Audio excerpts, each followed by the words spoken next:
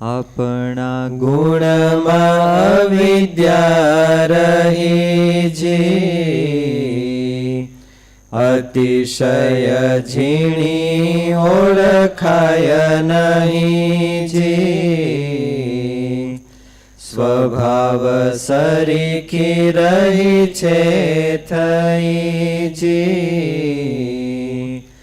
તેણે મૂંઝવ્યા મોટા મોટા કઈ છે. ગુણમાં અવિદ્યા હોય, દુર્ગુણમાં અવિદ્યા હોય કે ગુણમાં હોય? ક્યાં હોય? મન બંધ હસવાનું નહીં, ખાલી જવાબ દેવાનો આપણે. મન બંધ હશે કોણ? શું ખબર પડે કે હું હશે? સદગુણ તમે શું કહો છો? ગુણમાં અવિદ્યા હોય કે દુર્ગુણમાં અવિદ્યા હોય? ગુણમાં ગુણમાં શું? ગુણમાં પણ હોય એમ હોય તો કેમ? તો પછી ગુણ મેળવવા કે ન મેળવવા? આપણે ગુણ મેળવવા કે ન મેળવવા? હે ઠીક. તો અવિદ્યા મોટે ભાગે આવે છે કોની ભેળી આવે? ગુણ ભેગી જાય. ગુણ ભેળી આવે, હારા માણા ભેળી આવે. મોળા માણા ભેળે આવે તો એનું કોઈ સન્માન ન કરે, અને હારા માણા ભેળા આવી ગયા હોય તો હારો આપણી હોતી બધી વ્યવસ્થા થઈ જાય. ઉતારા, પાણી, જમવા, કારવવાનું બધું વ્યવસ્થા થઈ જાય.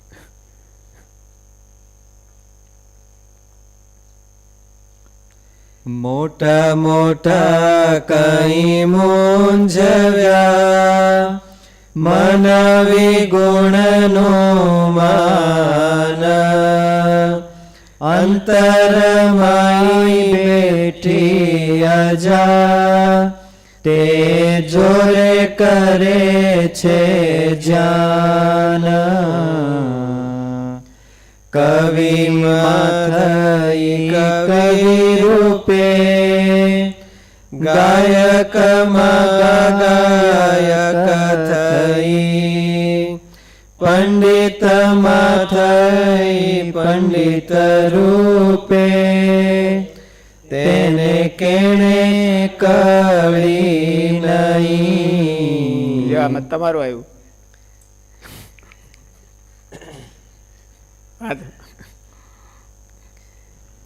દિનમાં થઈ દિન રૂપે થઈ દાતાર માહી દાતાર, જોગી જતી તપસી સંન્યાસી વર્ણાશ્રમ રૂપે અપાર. કોઈને બાકી રહેવા દીધા છે? કોઈને બાકી નથી. તો આપણામાં વિદ્યા હશે કે નહીં હોય? હે શું કહે છે વિશુદ્ધ સ્વામી? શું કહ્યું? આપણામાં વિદ્યા હોય? આપણા ઘરમાં અંધારું કેવી રીતે હોય? એટલું બધી ઇલેક્ટ્રિક ને ઘરના સોલાર અને અંધારું હોય. તમારે સોલાર હાલે છે તો અંધારું.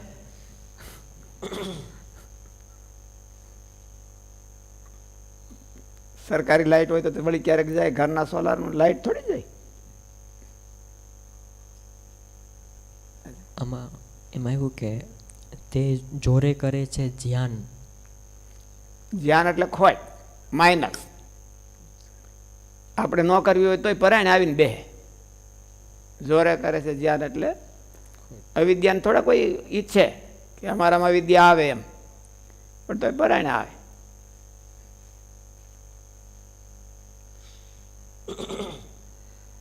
ભૂપમાં થઈ ભૂપ રૂપે ધનવાન માં ધનવાન, ઉચ્ચ નીચ નર નારમાં જ્યાં જેવું અભિમાન.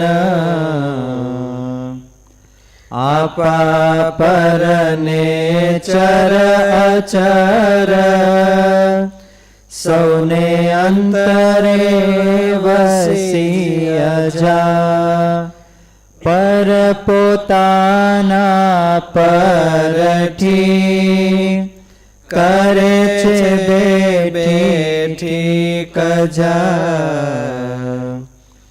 આવ્યો ગુણ જે આપમાં તેનું બળ લઈ બોલે ઘણું એમ અવિદ્યાએ ફેરવ્યું શિષ્ય તે સૌ જન તણું ભૂલાદિશ ભગવાનની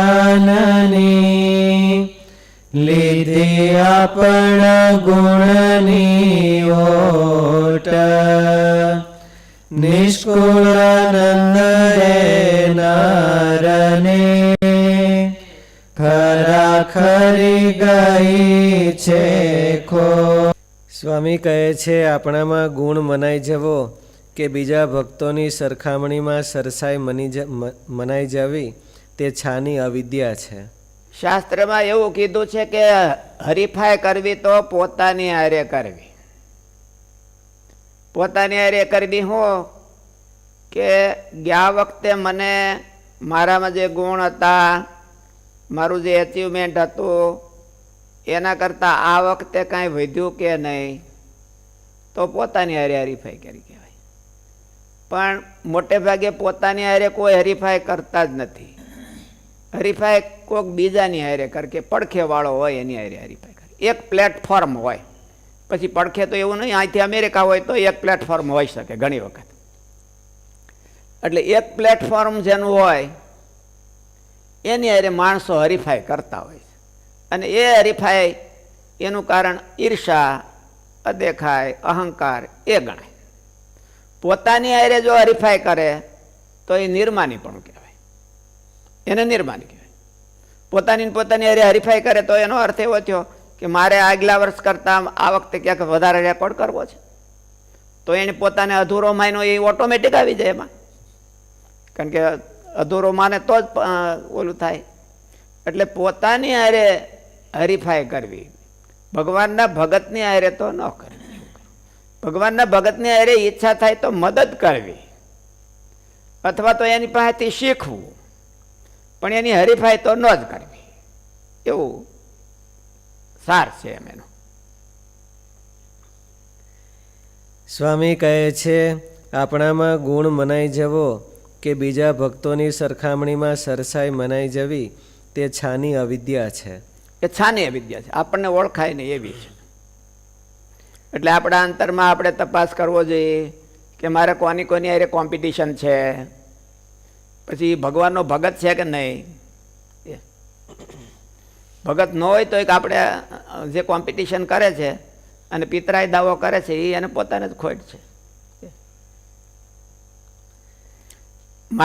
અમે બધા આપણે તો શું હોય કે હાલો બધા અમે એક હરખી દીક્ષા લીધી હતી તો કોને ઝાઝું મળ્યું ને કોને ઓછું મળ્યું.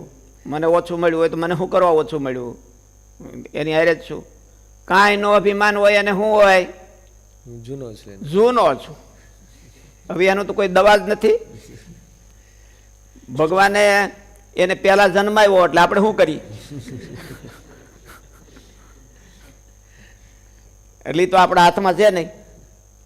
એટલે જૂનાનું જે અભિમાન છે એ મૂર્ખાઈનું અભિમાન છે, બીજું કાંઈ છે નહીં.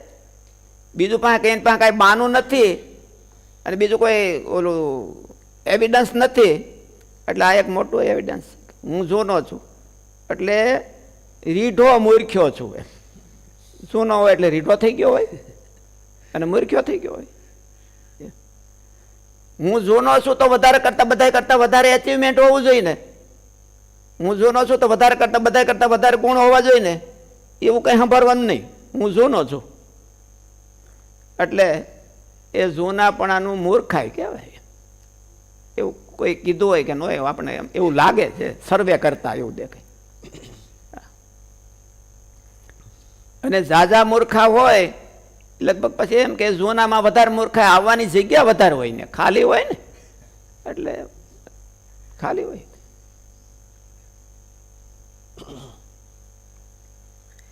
સ્વામી કહે છે, આપણામાં ગુણ મનાઈ જવો કે બીજા ભક્તોની સરખામણીમાં સરસાઈ મનાઈ જવી તે છાની અવિદ્યા છે.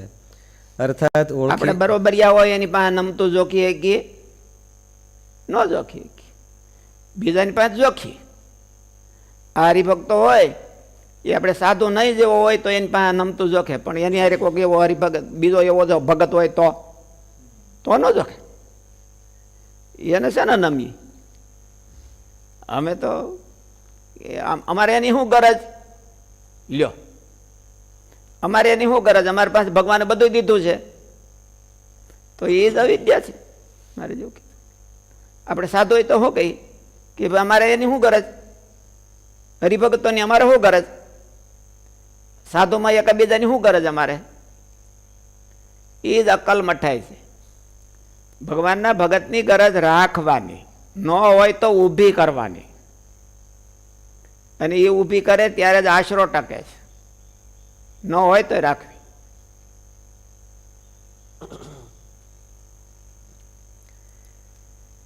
સ્વામી કહે છે, આપણામાં ગુણ મનાઈ જવો કે બીજા ભક્તોની સરખામણીમાં સરસાઈ મનાઈ જવી તે છાની અવિદ્યા છે. અર્થાત ઓળખી શકાય નહીં તેવી છુપી અવિદ્યા છે. તે અતિશય ઝીણી પણ છે. સ્વભાવની સાથે એક ઝીણી શું કરવા? વિદ્વાનોને કળાય નહીં. બહુ શાર્પ બુદ્ધિ હોય ને એને ન કળાય કે મારામાં વિદ્યા છે. દાખલા એકદમ ઉકેલી નાખે એન્જિનિયરના બધાય, પણ આ એક ઉકલે નહીં. સૂક્ષ્મ સ્વરશાસ્ત્ર તમે બધું ભણી જાઓ સારે ગમ, પણ તો આ ઉકલે નહીં. એક ભાગવત ને એમાં પારંગત થઈ જાય, બ્રહ્મસૂત્રમાં પારંગત થઈ જાય, પણ આમાં પારંગત થવાતું નથી કોઈ વાતે. મેં ગીતાની તાત્પર્ય ચંદ્રિકાને હોહરવો ઉતરી ગયો, પણ તો આમાં હોહરવું નથી ઉતરાતું.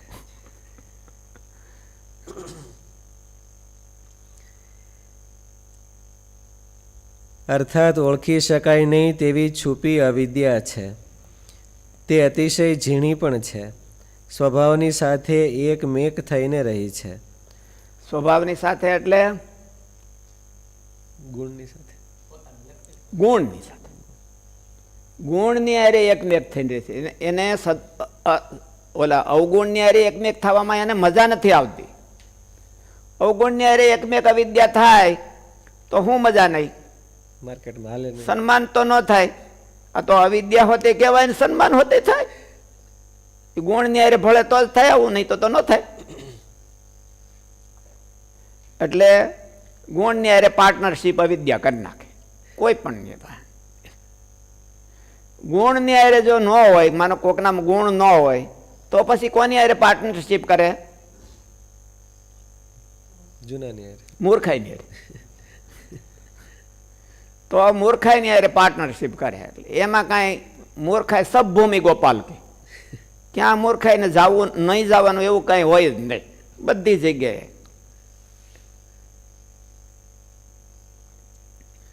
સંતોમાં રહેવાનું બહુ સારું, કારણ કે હું મહેનત ન કરવી પડે, સીધું આવે રાખે. મૂર્ખાઈને હોતે આવે, આપણને તો આવે. આપણે આ લોકો સીધું દે તો મને એકને જ દે કે ભાઈ તમને દેવો છે, મારે તમારી મૂર્ખાઈને નથી દેવું, એવું ન હોય. આ તમારી મૂર્ખાઈનું આટલો ભાગ ને આટલો ભાગ તમારો. એમ ખજૂરના પેકેટ લાવે તો એક પેકેટ તમારું આ મૂર્ખાઈનું હોતે એ પહેલું એને દેવી પડે, કારણ કે સેવકને પહેલા રાજી કરવો પડે ને. અને એક પેકેટ તમારું વધશે વાહે, એટલે એ તમે રહેજો. આ એટલું તમારે મૂર્ખાઈનું હોતે.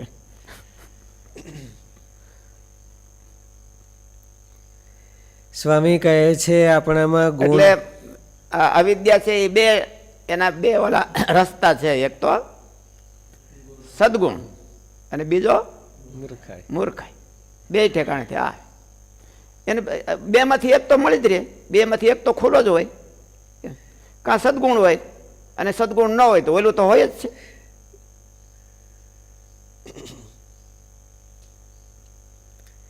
સ્વામી કહે છે, આપણામાં ગુણ મનાઈ જવો કે બીજા ભક્તોની સરખામણીમાં સરસાઈ મનાઈ જવી તે છાની અવિદ્યા છે. અર્થાત ઓળખી શકાય નહીં તેવી છુપી અવિદ્યા છે. તે અતિશય ઝીણી પણ છે. સ્વભાવની સાથે એકમેક થઈને રહી છે. અર્થાત ચૈતન્યની સાથે એકમેક થઈને રહી છે. તેથી અવિદ્યા જેવું દેખાતું નથી. અને ઉલટો આપણને પોતાને તો બીજા કરતાં વધારે ચેતના જણાઈ આવે છે. પણ સ્વામી કહે છે એવી આપણી મનાઈ ગયેલી ચેતનાએ મોટા મોટાને ઘણા મૂંઝવા છે અને હેરાન કરી દીધા છે. પોતાના ગુણનું માન મનાવીને એ અંતરમાં રહે છે. તે કેવી રીતે રહી છે? તો કવિમાં કવિ રૂપે, ગાયકમાં ગાયક રૂપે. આ બધાએ જે કીધા એ સદગુણો કીધા છે કે દુર્ગુણો કીધા? સદગુણો જ બધા સદગુણો કીધા છે. તો સદગુણોમાં રહેતી છે અવિદ્યા કે દુર્ગુણોમાં? સદગુણોમાં વધારે સારી જગ્યા સારી હોય અને ફેસિલિટી વાળી હોય, અને ઓલી ફેસિલિટી વિનાની હોય. એટલે ન્યાય વિદ્યાને રહેવું ફાવે નહીં. હવને એવું છે કે મુંબઈમાં અમારે સારો બંગલો હોય તો સારું, નબળો બંગલો અમારે જોતો નથી.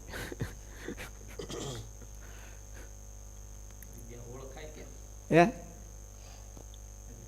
ઓળખવી હોય અને ઓળખાય તો આ મારામાં કેટલીક છે એવું જો જોતો જાય તો ઓળખાય. એને કેમ ઓળખવી? તો હું બીજા ભગવાનના ભગતની હારે કોમ્પિટિશન કેટલી કરું છું, હું ભગવાનના ભગતની હારે પિતરાઈ દાવો કેટલો કરું છું, હું મને બીજા કરતાં વધારે સારો કેટલો માનું છું, એવું જો જોતો હોય તો એને ઓળખાય, નકર ન ઓળખાય. હું બીજાની આડોડાઈ કેટલી કરું છું,